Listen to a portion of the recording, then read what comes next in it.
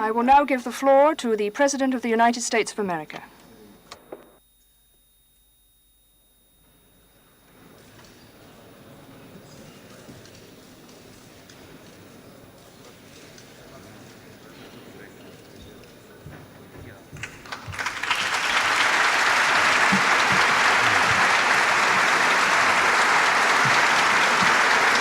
Thank you.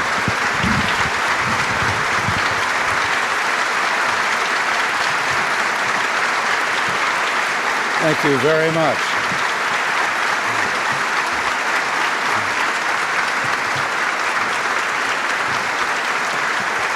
Thank you. Thank you very much. I'm sorry that some of the chairs on the left seem to be uncomfortable. I'm deeply honored to be with you, distinguished ladies and gentlemen, here in this assembly that is so rich in history, where the voice of the Portuguese people is heard. For us, a long journey is ending now, but one fruitful in results and rich in memory. World leaders in summit conference, the youth of modern Germany, warm welcomes at the European Parliament and in Spain. All these things we have seen and been grateful for. We have seen, too, memorials to the devastation of the past, to the memory of war and to the cruelty of totalitarian rule. Yet we have also seen the prospering cities and nations of the modern Europe and experienced the warmth of her free people. Let there be no doubt that these things, too, are monuments. Monuments to the future and to the human spirit, its capacity for hope and change, its passion for peace and freedom. And now, at last, we have the honor of coming here to Portugal, a particularly fitting place for an American to make farewells as well as bring greetings, for as the history books of America's school children teach them, it was from these shores that the first maritime explorers departed, the scientists and adventurers whose skill and courage would lead someday to the discovery of a new world and a new nation.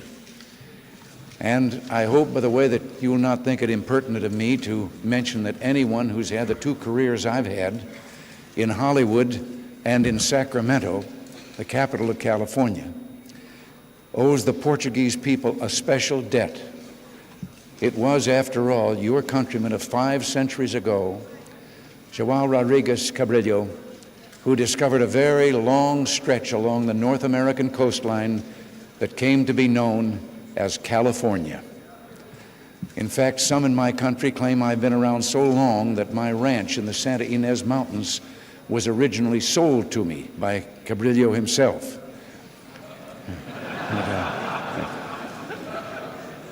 But I know it's customary for presidents and statesmen to talk of your nation's great maritime discoveries, to speak of your past, and it's certainly no surprise that gazing back across time, many look with wonder at a small nation in the 15th century that refused to go the way of other war-ravaged European nations, that spurned conflict and turned its talents instead to exploration, to adventuring into new realms, to daring to dream, to believe in themselves and in the future. And this vision eventually doubled the size of the known world and is rightly thought of as a signal event in human history. So this old and glorious heritage of your country forms a distant yet close bond between our lands and fills any American who comes here with humble gratitude and admiration for all the achievements of your people.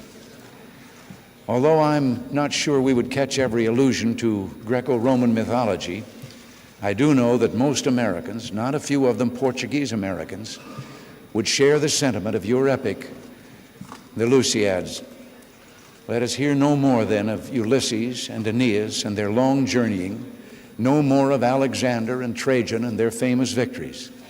My theme is the daring and renown of the Portuguese. But we must do more than today celebrate the daring and renown of the Portuguese past. For the events of the last decade suggest that you are once again embarked on an adventure, a great adventure that all the world is watching closely. Once again, you're charting a new course, not just for Portugal, but for all others, especially those peoples of the Third World with whom your long-established ties permit you to speak with a special trust, wisdom, and candor.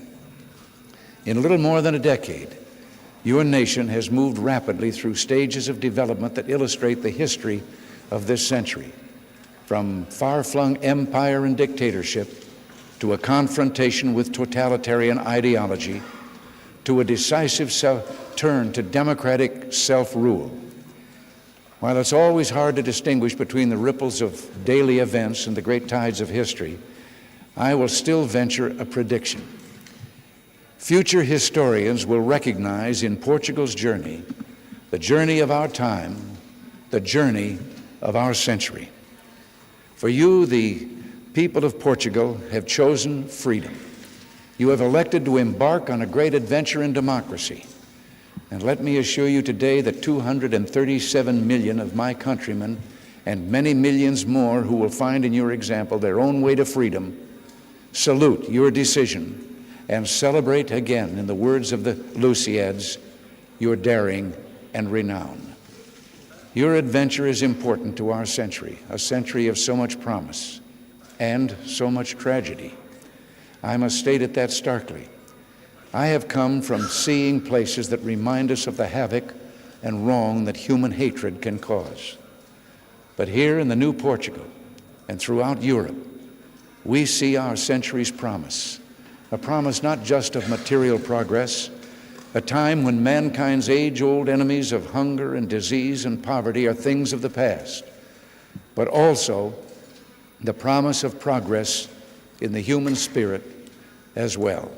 A progress toward the day when each man, woman, and child on earth will live in freedom and have a right to a voice in their own destiny. So in these final miles of our journey across Europe, a journey into the future as well as the past, let me tell you what I think we've discovered. Whether one regards it as revealed truth or only as a great story, we learn in Genesis of a moment when humankind lived in harmony with itself and with God. Some have said the meaning of history is found in the unfolding story of our return to such a time, a journey painfully and frequently broken by heartbreak and suffering. Well, for now, I will leave such thoughts to the theologians and the historians. But this much I do know. I've seen in these past days reminders of the tragedy and the grandeur of our time. I've heard the voice of the 20th century. It is humanity's voice, heard in every century, every time. And the words are unmistakable. They call out to us in anguish, but also in hope. Let the nations live in peace among themselves. Let all peoples abide in the fellowship that God intends. But tragically, this great longing felt by every people in every time has not always been shared by their governments, especially those modern governments whose leaders and ideologies glorify the state and make a cult of personal power. At the end of the last World War, Europe and all the world hoped that we'd at last seen an end to conflict and armaments. It wasn't to be so. But at least we didn't repeat the mistake of an earlier time, the mistake that eventually led to World War, the mistake of believing it is enough only to wish for peace. Instead, we accepted reality. We took seriously those who threatened to end the independence of our nations and our peoples. And we did what peoples who value their freedom must do. We joined together in a great alliance, and we rearmed. But we did so only so that never again would we be forced under the weight of our betrayed illusions to resort to violence. No one knows better than the people of Portugal, who have with Great Britain the oldest mutual defense treaty in European history, the value of such alliances and such readiness in preventing aggression and war. And so we've labored together, old world and new world, Europe and America, Portuguese and American, and NATO has worked. We have kept the peace for 40 years. Let us keep the peace another 40 years and another after that.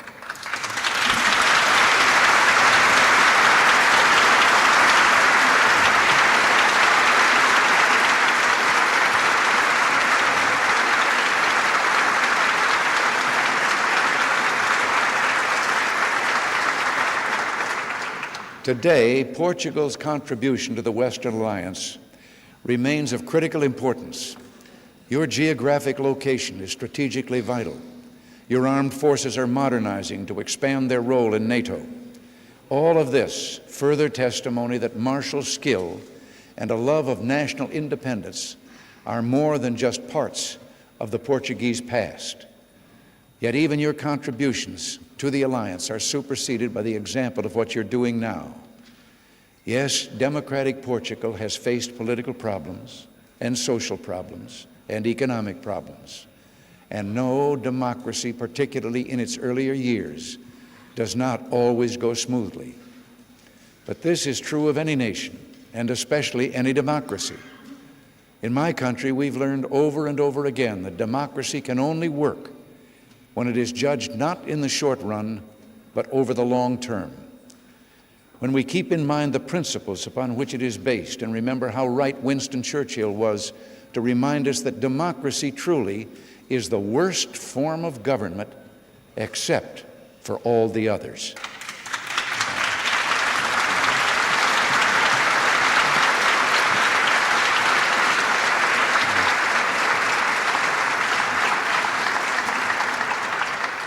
The essential truth at the heart of Portuguese and American democracy is our belief that governments exist for the sake of the people and not the other way around. And this belief is based on an essential insight of our civilization, the dignity of man, the value of the individual. My own nation's forefathers justified our revolution with these words in the Declaration of Independence: all men are created equal, that they are endowed by their Creator with certain unalienable rights, that among these are life, liberty, and the pursuit of happiness. Well, it is this trust in the individual, the right to speak, to assemble, to publish, and to vote, even to walk out, that is the meaning of democracy. Our democratic